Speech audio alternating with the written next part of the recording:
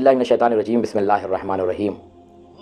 एक शख्स जो बेहतरीन नमाज़ों का पाबंद, इबादत गुजार, परहेज़गार था और मुसलसल राह परवरदिगार आलम में अपनी ज़िंदगी को गुजारता था और एक हुजरे में अपने परवरदिगार की इबादत करता था, खुदा की इबादत करता था। लेकिन कुछ लोगों को उसकी इबादत पसंद नहीं थी। वो चाहते थे कि जिस तरीके से हम गुमराह हैं ये भी गुमराह हो जाए, इसका भी दीन तबाह हो जाए, इसका भी ईमान ख़राब हो जाए। उन्होंने एक औरत को उसके पास भेजा। रात के पहर दरवाजे पे दस्तक हुई, दरवाज़ा खोला तो एक औरत सामने खड़ी थी। क्या बात है?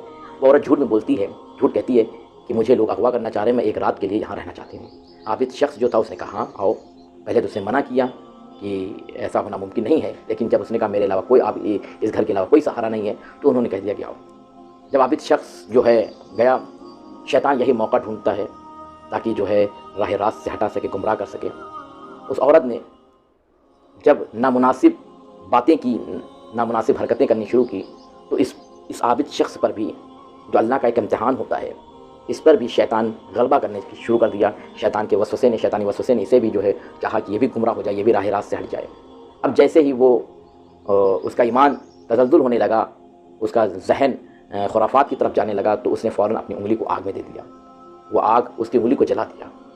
जब उसने निकाला तो फिर वो जो है उसका जब दर्द तकलीफ़ हुआ, तो फिर शैतान जब गुमराह करना चाहता है तो इसी तरीके से करता है, दोबारा उस पर हावी हुआ ताकि ये गुनाह में मुलव्विस हो जाए। लेकिन उस आबिद शख्स ने अपनी दूसरी उंगली भी जो है आग में दे दिया और उसकी दूसरी उंगली भी जल गई। वो औरत इस माजरे को देख रही थी और देखने के बाद जब वो हाथ को उंगली को आग में दे दिया और उसकी उंगली जलती रही, यहाँ तक कि सुबह हो गई। उस औरत ने पूछा कि मैं तुम्हें गुमराह करने आई थी, लेकिन तुम्हारे उंगली जलाने का क्या सबब है? तुमने अपनी उंगलियों को आग में क्यों दिया, अपनी उंगली को क्यों जलाया?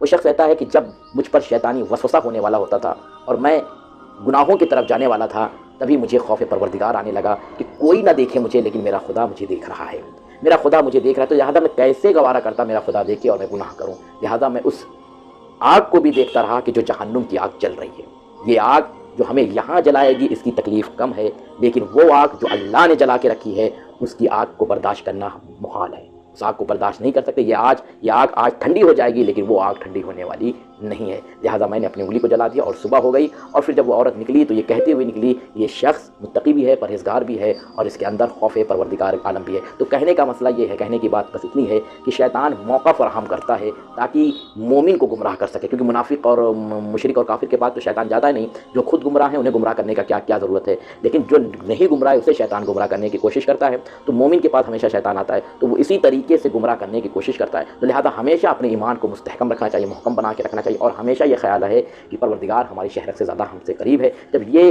चीज़ें हमारे जहन में होंगी, याद खुदा हमारे जहन में होगा, तो फिर हम अपने गुनाहों से बच जाएंगे और शैतान के झांसे में आने से महफूज रहेंगे।